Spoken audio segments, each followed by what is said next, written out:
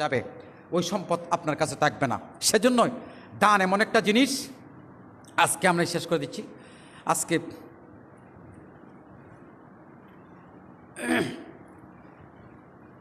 দান এমন একটা জিনিস, আজকে জুমাবার দিন আমরা প্রত্যেক জায়গায় একটু দান করি। দান যদি আপনি অল্প করেন, যদি পয়সাটা হালাল হয়, আপনার ঘাম ধরা পয়সা হয়, হালাল হয়, আপনি অল্প পরিমাণ দান করছেন, আল্লাহ যদি কবুল করে থাকে, সেই দানটা কিয়ামতের কঠিন ময়দানে পাহাড় পরিমাণ করে রব্বুল আলামিন আপনার সামনে হাজির করে দিবেন। সুবহানাল্লাহ বলেন। ওই ব্যক্তিরা আল্লাহর কাছে প্রশ্ন করবে, রব্বুল আলামিন এত আমল তো আমি কোনোদিন করি নাই, পাহাড় পরিমাণ নেক কোথা থেকে আসলো? বান্দারে, হক হালাল ইনকাম থেকে, পয়সা থেকে, ঘাম জোড়া পয়সা থেকে তুমি দান করেছিলা, গোপনে করেছো, প্রকাশ্যে করেছো, আমি আল্লাহ রাব্বুল আলামিন আমার কাছে ভালো লেগেছে।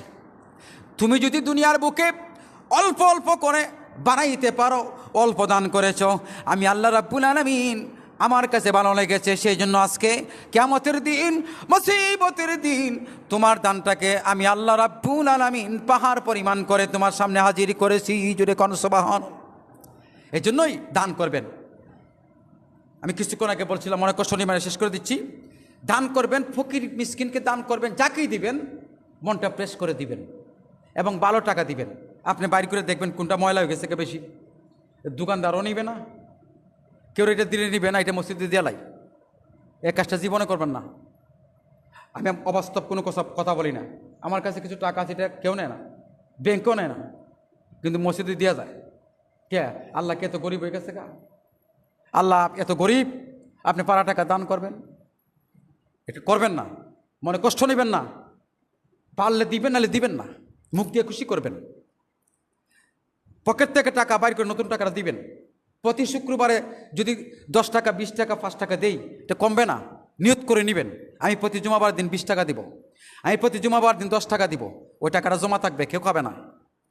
টাকাটা মসজিদ কমিটি কী করলো, কর্তৃপক্ষ কী করলো, সেদিকে তাকাবেন না। আপনি দিবেন কোথায়?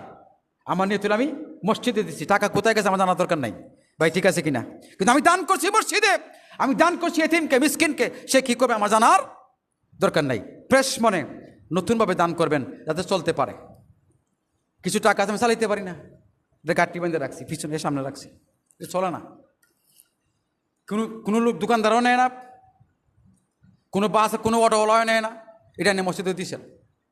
এই কাজটা করবেন না কোনো দিন। এই জন্যই দানটা এমনভাবে করবেন যে দান যাকে দিবেন সেও খুশি হয়, আপনিও খুশি হন। যে উভয় ব্যক্তি যদি খুশি হয়, আমার আল্লাহ বললেন আমিও খুশি হই। যেরকম সুবহানাল্লাহ।